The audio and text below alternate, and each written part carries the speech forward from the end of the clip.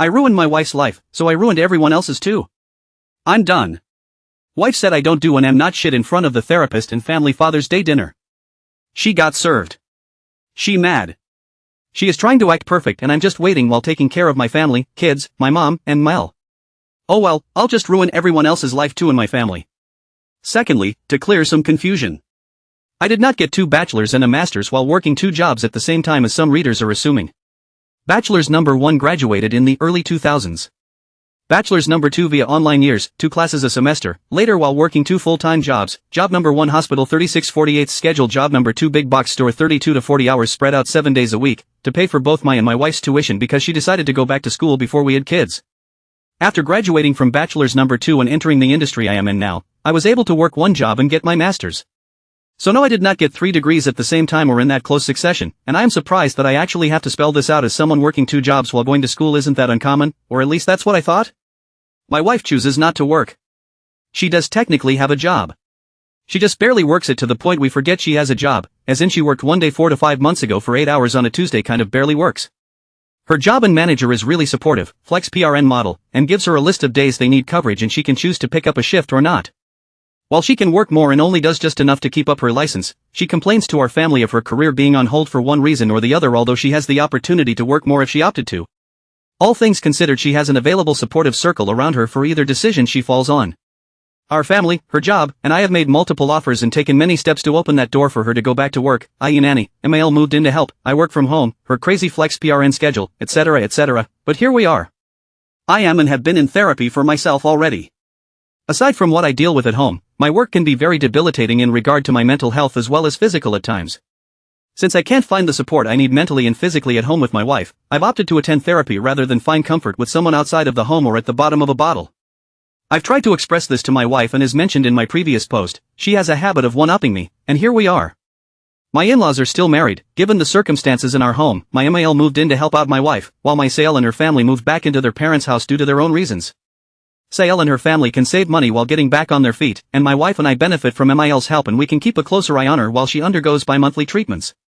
My wife, by means of questionnaires, is highly suspected to have PPD alongside with a history of symptomatic OCD, ADHD, amongst other ailments that over the years she refused to get evaluated for or refused to accept results given. I knew what I was getting into, and I love and accepted my wife for these flaws as she did mine at the time. Spare me your "I don't feel sorry for you" or pity.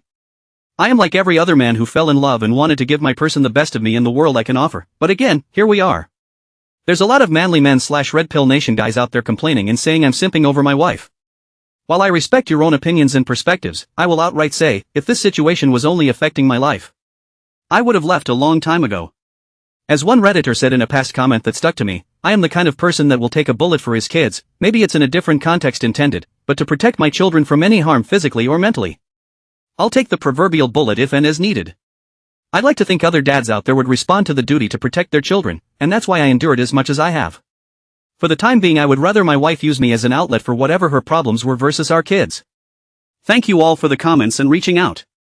I've met many strangers who have become great Reddit pen pals and some who have been in the know of every step that has been progressing to this point.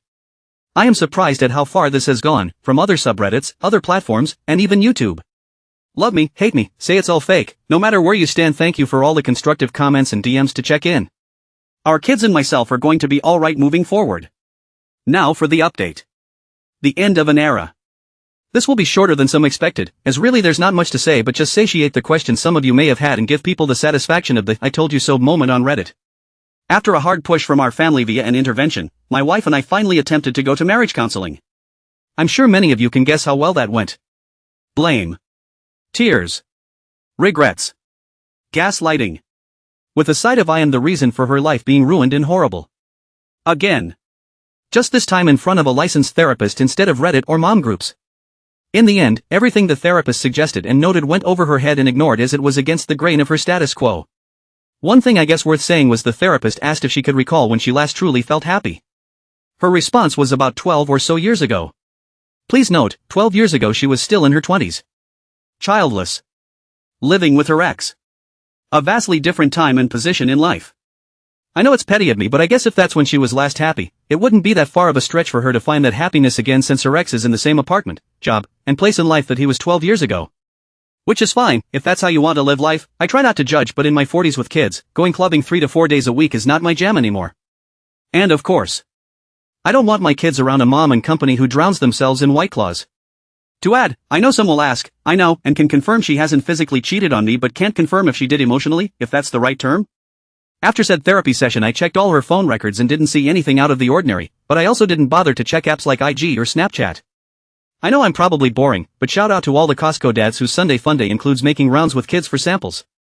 The following weekend was Father's Day, and this year as expected not that big of a celebration as it is for many dads out there.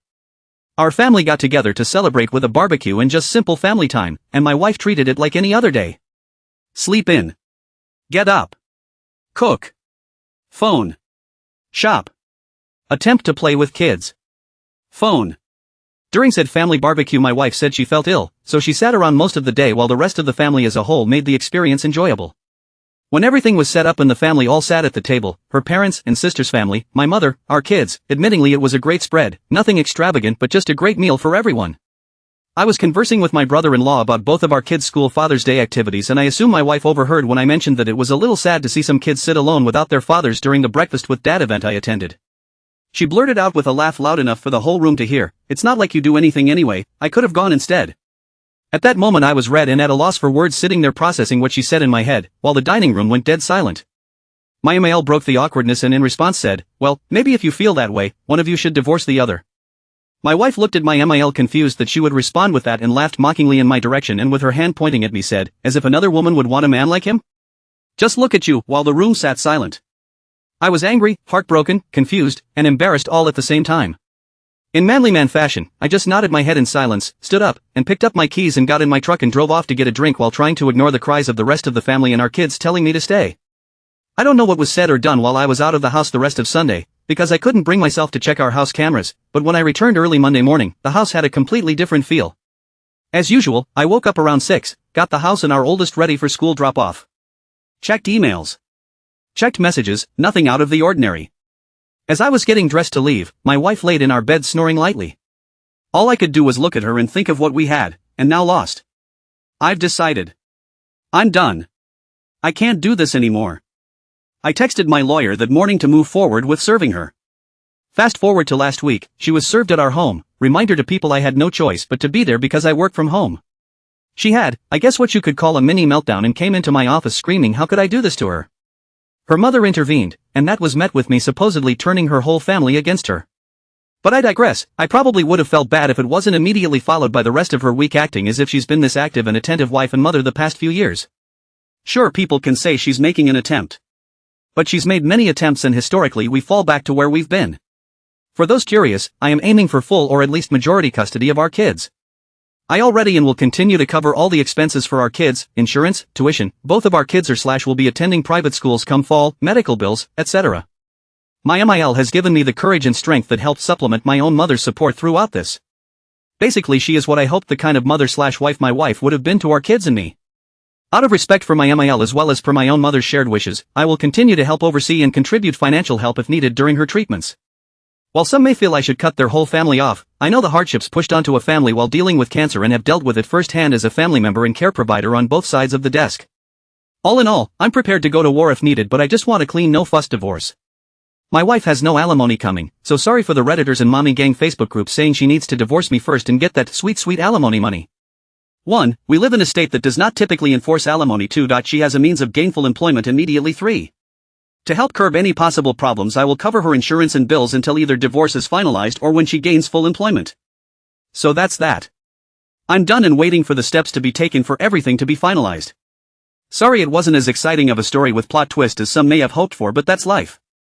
Not sure I'll update this once it's all finalized, which probably won't be for a few more months depending if we go to war or not.